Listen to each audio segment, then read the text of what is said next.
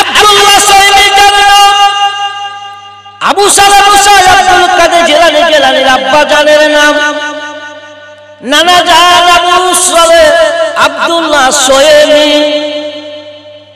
তিনি মনে মনে চিন্তা করছেন কি বলে, আল্লাহ এই সচ্চা পাক্কা নবীর গোলাম আছে, এই সচ্চা পাক্কা আল্লাহর বান্দা আছে, এত পরহেজগার বান্দা, আজকে আমার কত ফল রাখালে বাগালে পেড়ে খেয়ে নেয়, আজ একটা ফল ঝরে গিয়ে পেকে গিয়ে নদী দিয়ে ভেসে যাচ্ছিল, ফলটাকে কুড়িয়ে খেয়েছে, তার জন্য আমার কাছে ক্ষমা চাইতে এসেছে। জহুরিতে চিনে জহুরি আর স্বর্ণকারে চিনে সোনা, ঠিক না বেঠিক ভাই? এ জহুরি আছে, এ স্বর্ণকার আছে, সোনাকে চিনে নিয়েছে। সোনার উপরে যাওয়ার পর বলা হয় কি, সোনাটা দেখুন তো নকল না আসলি। তখন কি করে, কুষ্টি পাথরে ঘষতে আরম্ভ করে, বলে হুজুর আপনার সোনাটা সত্যি আসল সোনা, আপনি নিয়ে যান নিয়ে যান। আর যদি বিক্রি করেন তো আপনার ভালো পয়সা হয়ে যাবে। তাই স্বর্ণকার হাতে পড়ে গেছে সোনা, বাবা কষ্টি পাথরের হাতে পড়ে গেছে সোনা, কিন্তু বাবা জীবনেরা একে চিনে নিয়েছে সত্যটা সত্যি একজন আল্লাহ ওয়ালা ব্যক্তি আছে, একে কোনোদিনই ছাড়া যাবে না, কোনোদিনই ছাড়া যাবে না। মনে মনে তিনি যুক্তি খাটালেন, বলে কি যুক্তি খাটালেন, তোমার নামটা কি বাপ? বলে হুজুর আমার নামটা হলো আবু সালে মুসা জঙ্গি। একদিন ওয়াজ করতে গেছি, বুঝলেন, বহু দূরে, তাকে দেওবন্দি এই ঘটনা ধরে আবু সালে জঙ্গলি জঙ্গলি, জঙ্গলি জঙ্গলি লাই, আবু সালে মুসা জঙ্গলি জঙ্গলি লাই। ও ভুলিয়া দিয়েছিলাম গো বাবা জীবনেরা, মানুষেরা চিন্তা করে দেখলেন বাচ্চানেরা, আব্দুল্লাহ সাইমি তিনি মনে মনে চিন্তা করলেন কি একে ছাড়া যাবে না, ছাড়া যাবে না, একে রেখে দিতে হবে বাড়িতে। আর নিয়ত করে নিলেন কি আমার একটা মেয়ে আছে, ভবিষ্যতে তার সাথে আমি সম্বন্ধ পাঠিয়ে দেব। ভাই চিন্তা করে দেখলেন, বলে আমি বাপ তোমাকে করতে পারি, একটা শর্ত তুমি যদি মানতে পারো হয়তো তোমাকে আমি মাফ করতে পারি, কিংবা ভেবে চিন্তা দেখব। বললেন না যে মাফ করে দেবো, তা বললেন না। বলে হুজুর কি? বলে তুমি শুনে নাও, 12টি বছর তোমাকে গোলামি করতে হবে, 12টি বছর তোমাকে গোলামি করতে হবে। সুবহানাল্লাহ, 12 বছর পর তোমাকে আমি হয়তো মাফ করতে পারি কিংবা না পারি। পরের কথা, পেয়ারা গাজের মুসলমান আল্লাহর কাছে ফরিয়াদ করে বলে, আল্লাহ আমাকে তুমি 12টা বছর হায়াত দারাজ করো, আমি যেন বেঁচে থাকি। মানুষ চিন্তা করছে না যে আমি এখন আছে আমার মরণ হয়ে যাবে, কখনো চিন্তা করে না গো। শুধু মাল আর ধন দৌলত নিয়ে খালি লেচে বেড়াচ্ছে যে মরণকে বলে কোনো স্মরণ নাই। আরে মরণকে স্মরণ করো। আহা, তাই কবি বলেন জানেন, কেমন ঘুমে ঘুমাও তুমি, ওগো কেমন ঘুমে ঘুমাও তুমি, তুমি ফজর করলে কাজা, এমন তো হতে পারে তোমার জহুরে জানাজা। বলুন একবার সুবহানাল্লাহ। ও জগতের মানুষ রে, মানুষ তুমি চিন্তা করলে না, মানুষ তুমি ভাবনা করলে না, আমি কোথায় চিরজীবন বেঁচে থাকবো। আজমুল হক হাজবি, আমি ওয়াজ করছি, হুকুম যদি হয়ে যায় স্টেজে আমার মরণটা হয়ে যেতে পারে, এটা তোমরা চিন্তা ভাবনা করো না। তাই কেমন ঘুমে ফজর হইল কাজা, এমন তো হতে পারে তোমার জহুরে জানাজা। জহুর গেল হয়ালে গালে, জহুর গেল হয়ালে গালে, তুমি জহুর করলে কাজা, এমন তো হতে পারে তোমার আসরে জানাজা, এমন তো হতে পারে তোমার আসরে জানাজা।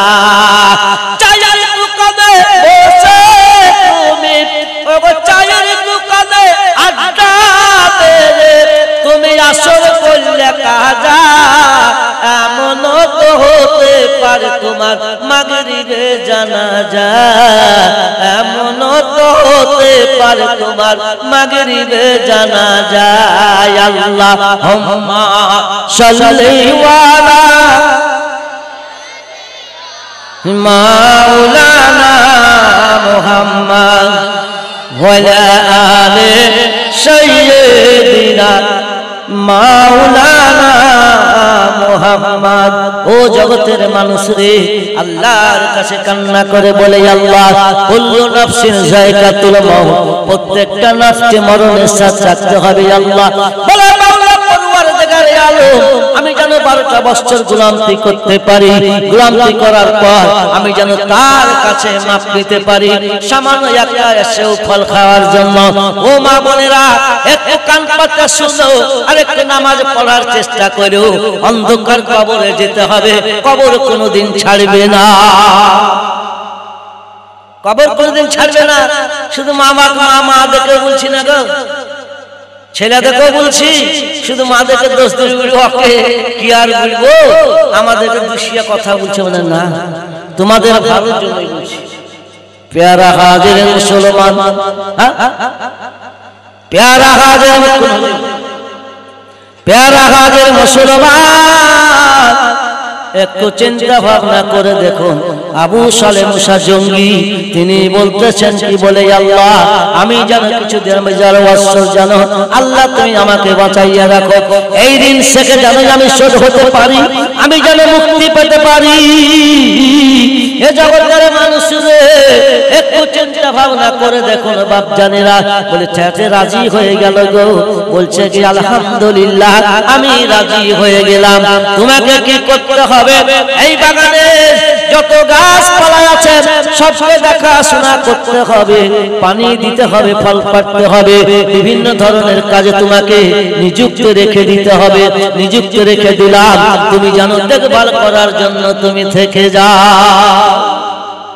ভাই চিন্তা করতে পারেন, প্যারা হাজির মুসলমান, এক নয় দুই নয়, এক নয় দুই নয়, এক দুই করতে করতে 12টা বছর কাছে এসেছে। আসামির লাইফার হয়ে যায় 12 বছর, এ হলো এক প্রকারের আসামি, ঠিক না বে ঠিক মানজারু, এক প্রকারের আসামি।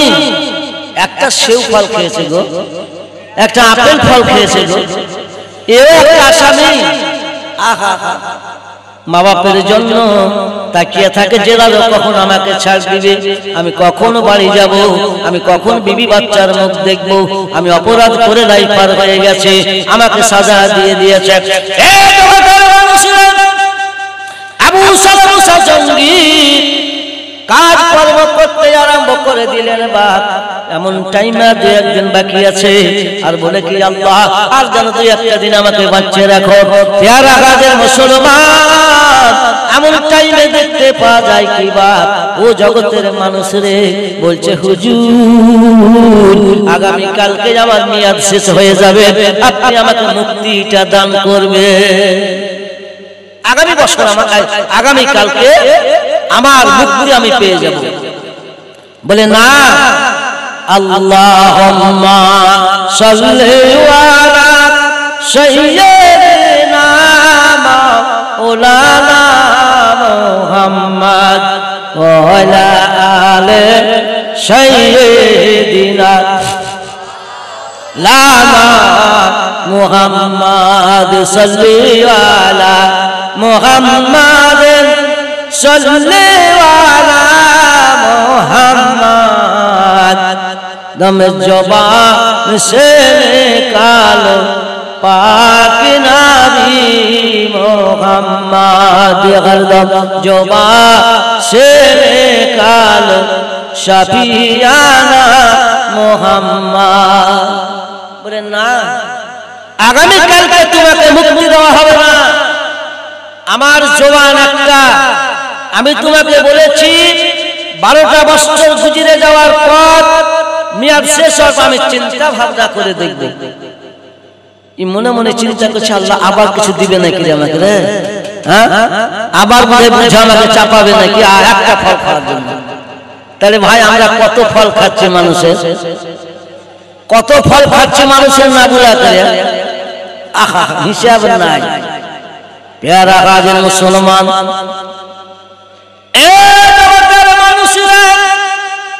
বলে হুজুর আবার কিছু বলছেন নাকি আমাকে, আবার কোন শর্ত চাপাচ্ছেন নাকি? বলো তুমি শুনে নাও, তুমি শুনে নাও। আর একটা শর্ত তোমাকে দিচ্ছি, এই শর্তটা তুমি যদি পূর্ণ করতে পারো হয়তো তোমাকে আমি খালাস করে দিতে পারি। বলে আল্লাহ আবার হয়তো আমাকে জেল খাটাবে, আবার হয়তো আমাকে এই করে দিবে। সুবহানাল্লাহ। বলে কি হুজুর একটু তাড়াতাড়ি বলে দেন আপনার কি শর্ত পালন করতে হবে? বলে আমার একটা কন্যা আছে, আমার একটা কন্যা আছে, কন্যাটা মুখে বোবা, দেখতে কুৎসিত কালো, কানে হচ্ছে ঠসা, চোখে হচ্ছে অন্ধ, সেই মেয়েটাকে তোমাকে বিবাহ করতে হবে। আহা সুবহানাল্লাহ। বলে হুজুর আমাদের মতো আজকালকার ছেলে হলো মানতো, বাপে বিয়ে দিলে বর ঠিক করছে, কোনে ঠিক করছে, বেটাতে বলছে আব্বা অমুক জায়গায় ঠিক হয়ে গেছে, আর যেতে হবে না অমুক জায়গায় ঠিক হয়ে গেছে বিয়ে কোনে, আমার দেখাশোনা সব হয়েছে। আরে মোবাইলে বিয়ে হয়েছে গো। আহা সুবহানাল্লাহ, কোন জামানা চলে এলো। জামানা দিবানা ও মা আমিনা, জামানা দিবানা ও মা আমিনা, তোমার লালের নাই তুলনা, বলি মা গো তোমার লালের নাই তুলনা। আলহামদুলিল্লাহ আমি ধরে গেলাম না। নিজের মেয়ে নিজেই পেটে মেয়ে বাপে পড়াবে। সুবহানাল্লাহ দেখি বাবা জীবনেরা বলে কি সুবহানাল্লাহ, ওই যে তোমাকে একটা ঘর দেখে দিলাম, ওই ঘরের কাছে তুমি চলে যাও, ওই ঘরটাই হচ্ছে তোমার বাসর ঘর।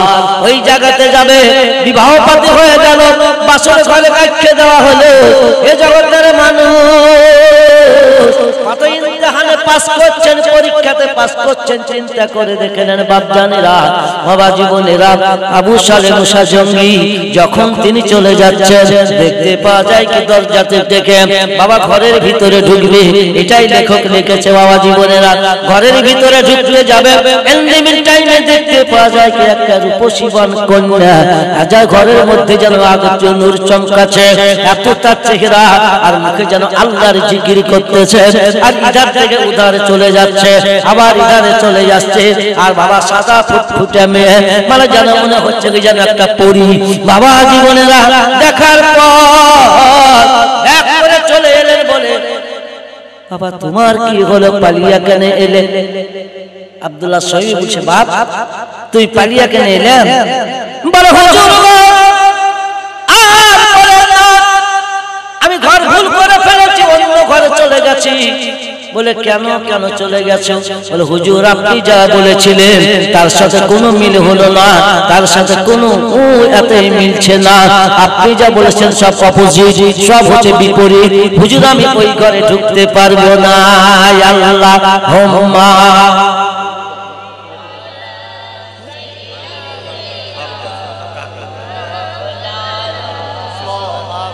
তুমি যে কাহিনী বলেছি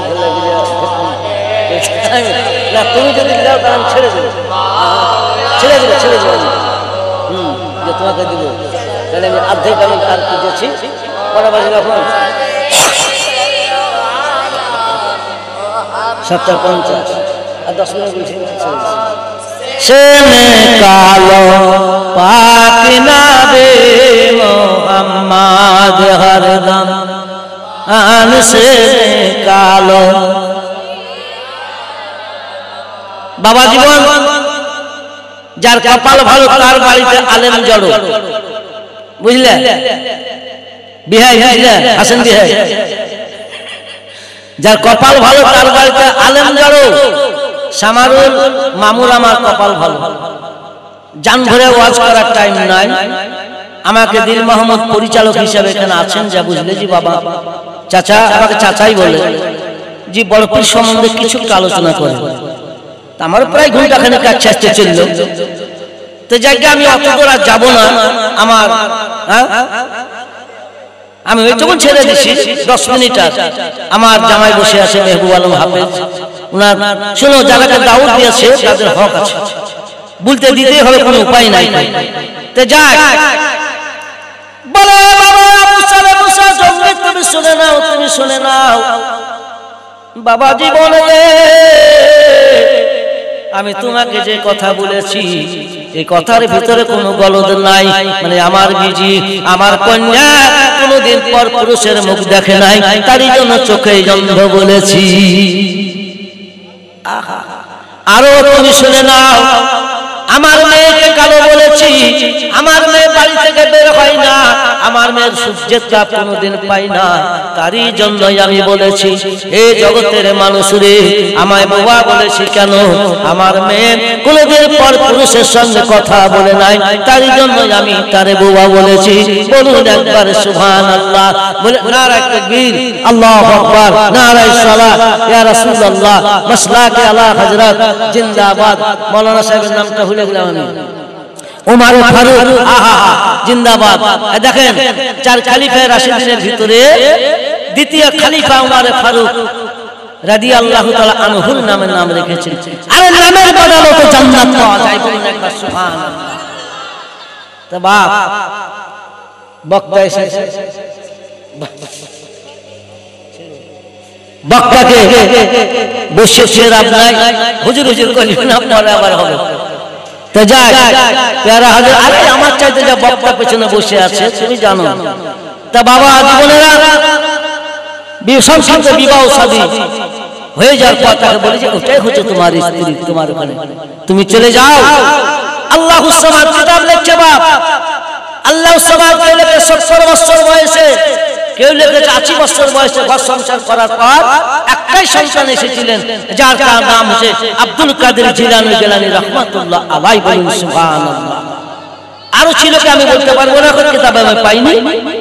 কিন্তু আল্লাহ দিলে কি হয়, 40 বছর বয়সে মা বোনদের সবকিছু হারিয়ে যায়, আর এত বছর বয়সে তিনি চলে আসলেন দুনিয়ার বুকে।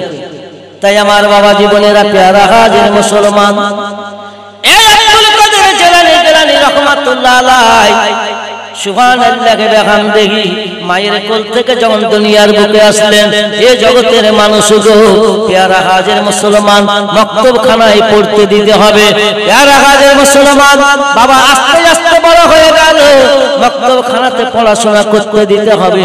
মক্তবখানাতে পড়াশোনা করতে যাওয়ার পর বাবা জীবনের মাস্টার মশাই মাওলানা সাহেব বলে কি, বলো আলিফ বা তা, তখন বলে কি আউযু বিল্লাহি মিনাশ শাইতানির রাজিম বিসমিল্লাহির রহমানির রহিম।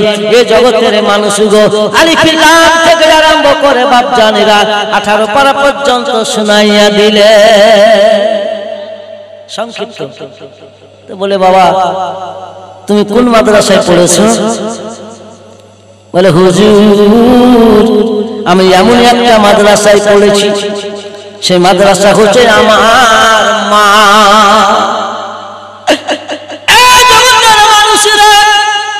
সেই মাদ্রাসা হচ্ছে আমার মা। আমার মা, আমি যখন মায়ের উদরে ছিলাম, আমার মায়ের পেটে আমার মা 18 পারা কোরআনের হাফেজ ছিল। মা আমার 18 পারা কোরআনের হাফেজ ছিল। আমার যখন কোরআন শরীফ প্রতিদিন যাই নামাজে বসে পড়তেন, ফজরের নামাজ পড়ে যখন তিনি পড়তেন, দেখা যেত কি আমি যখন আমার রূহ, আমার পবিত্র আত্মা ওই বাবা হাফেজ হয়ে গেছে। 18 পারা পর্যন্ত আমি কোরআনের হাফেজ হয়েছি।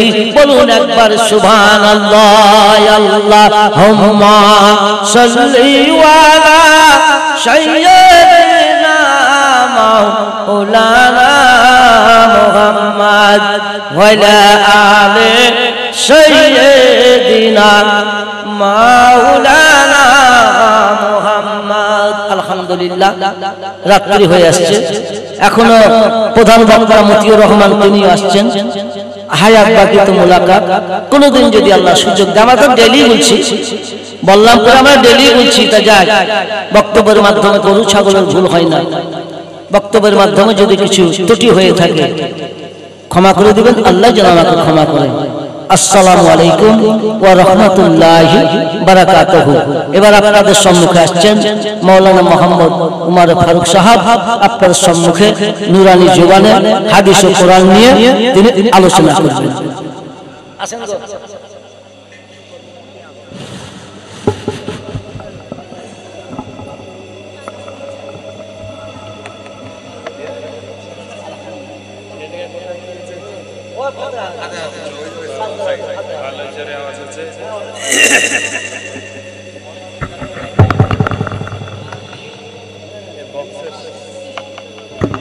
ঠিক আছে তো সাউন্ডটা?